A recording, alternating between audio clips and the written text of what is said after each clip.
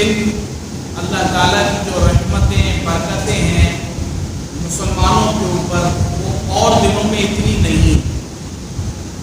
اور پھر آپ صلی اللہ علیہ وسلم پر اس دن میں جو درود پڑھا جاتا ہے وہ بھی فوری طور پر فرشتے جو ہے وہ آپ صلی اللہ علیہ وسلم تک پہنچاتے ہیں.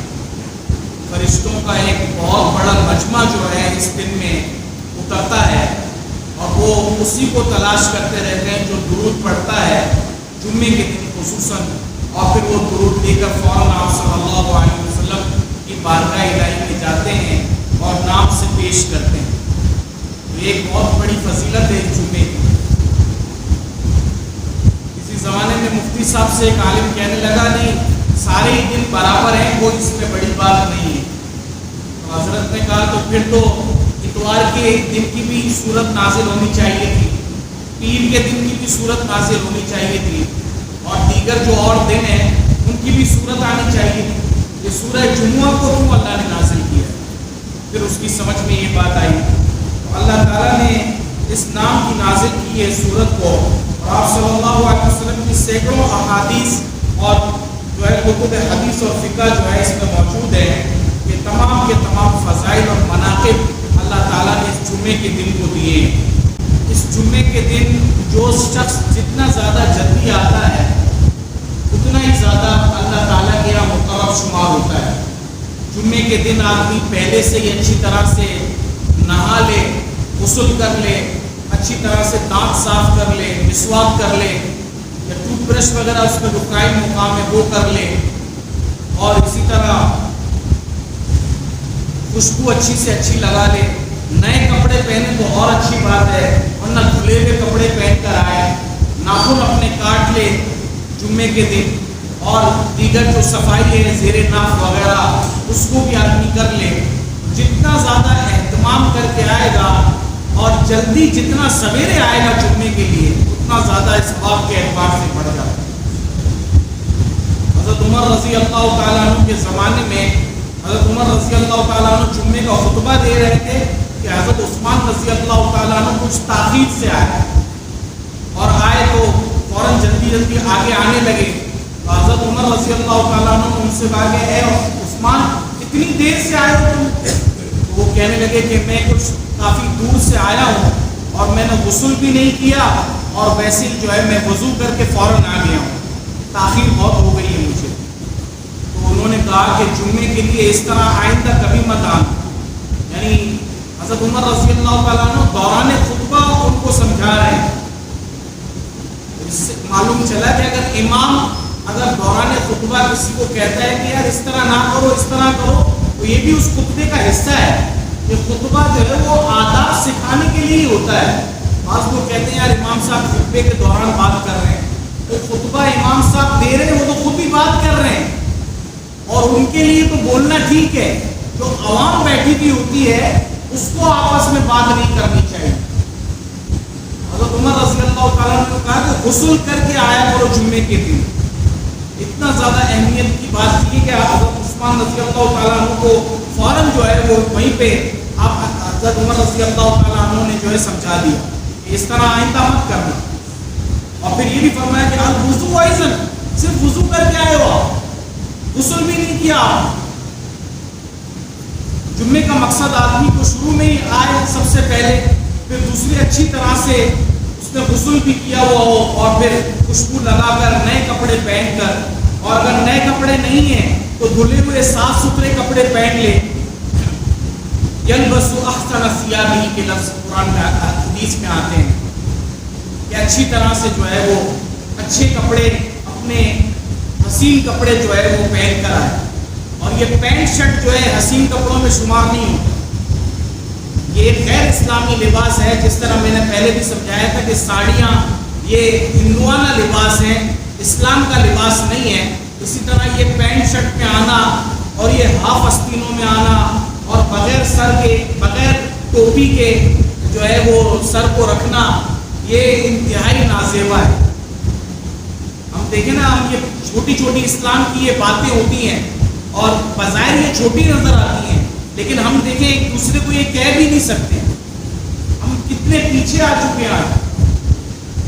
ننگے سر نماز پڑھنا مسلمان کے لیے کوئی مسئلہ ہی نہیں، ہاف آستینوں میں پڑھنا، پائچے نیچے رکھ کر پڑھنا نماز، اور بغیر ٹوپی کے نمازیں پڑھنا، یہ مسلمان کے لیے کوئی مسئلہ ہی نہیں رہا۔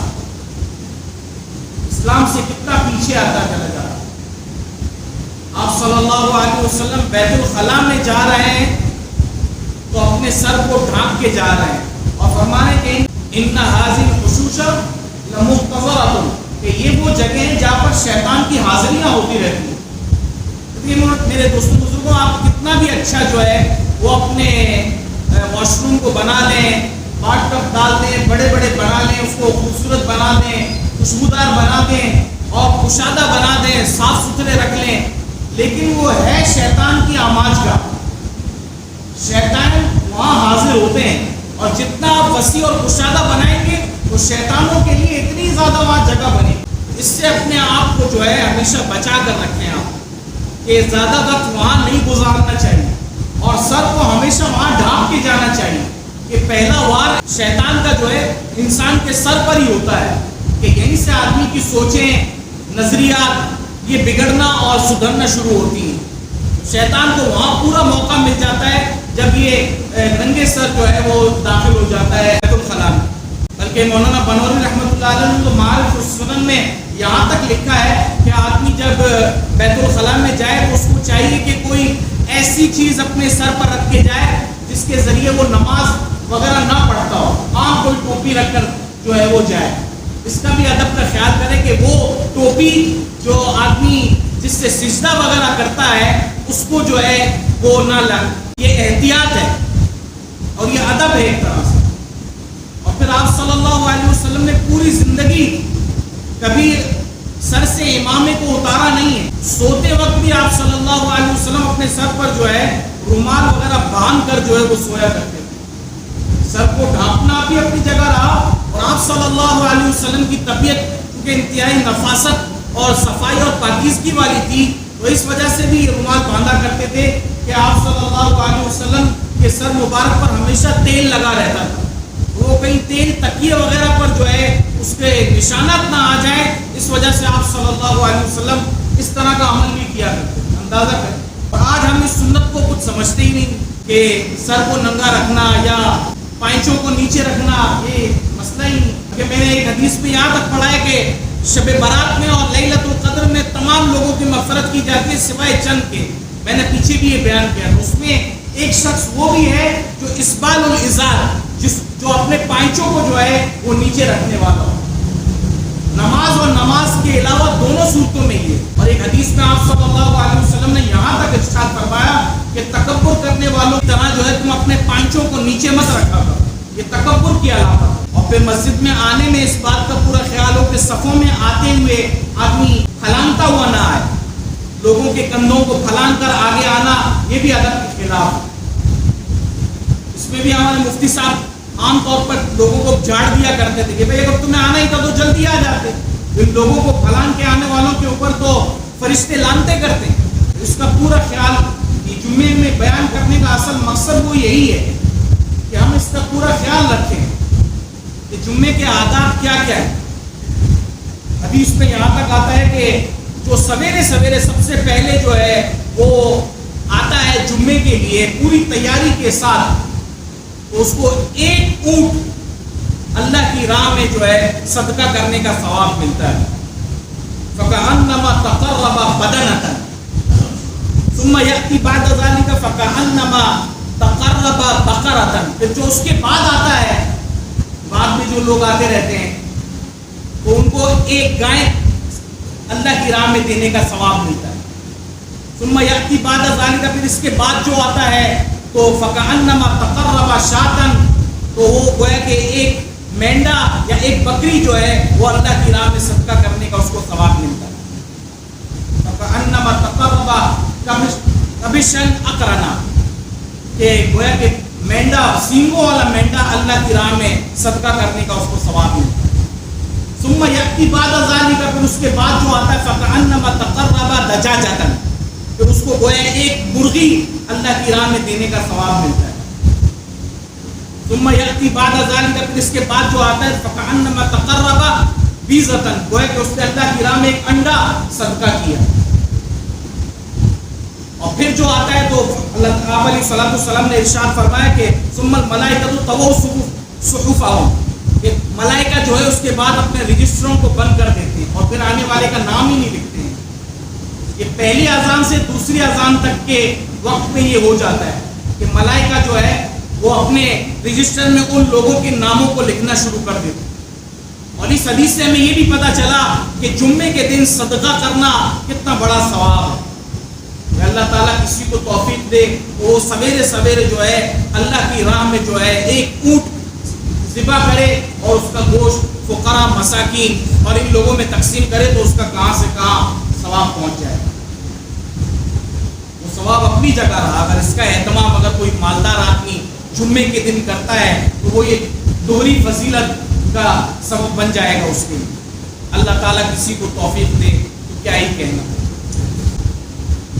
یہ تمیز اور یہ باتیں ہمارا فرض بنتا ہے کہ ہم آپ کو بتائیں. اتنی کوتاہی ہو گئی اب تک کہ جمعے کے لیے امام کو انتظار کرنا پڑتا ہے.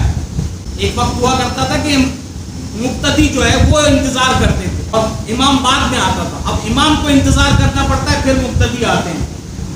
یہ ایک بہت بڑا المیہ ہے ہمارے لیے کہ ہم کتنے پیچھے چلتے چلے جا رہے ہیں اور جمعے کے آداب سے اور اس کی سنن اور اس کے مستحبات سے ہم کتنے دور ہیں. زندگیوں میں بھلائیاں آتی نہیں ہیں پھر وہی رونا روتے رہتے ہیں سارا سال. کبھی برکات ان کے ذریعے سے بھی لے لیا کرے. مولانا حسین احمد مدنی رحمۃ اللہ علیہ نے تو ایک عمل بھی جمعے کے دن لکھا ہے کہ آدمی عصر کے بعد 3 مرتبہ سورہ فاتحہ پڑھ لے اور 3 دفعہ آیت الکرسی پڑھ لے اور 3 دفعہ اس کے بعد 21 دفعہ لا الہ الا انت سبحانک انی کنت من الظالمین آیت کریمہ پڑھ لے اور پھر 11 دفعہ درود ابراہیمی پڑھ لے اور وہ دعا کر لے. اللہ تعالیٰ اس کی ساری دعاؤں کو قبول کرے. کئی جمعوں تک یہ کرتا رہے انشاءاللہ آنے والے جمعے تک جو ہے اس کی دعا کو اللہ تعالیٰ رد نہیں کریں گے اگر جائز دعائیں ہوں گی. 3 دفعہ سورہ فاتحہ، 3 دفعہ آیت الکرسی اور 25 دفعہ آیت کریمہ لا الہ الا انت سبحانک انی کنت من الظالمین یہ پڑھ لے اور 11 دفعہ درود ابراہیمی پڑھے اور پھر اللہ تعالیٰ سے گریہ و زاری کے ساتھ دعا کرے. عصر کے بعد یہ عمل کریں.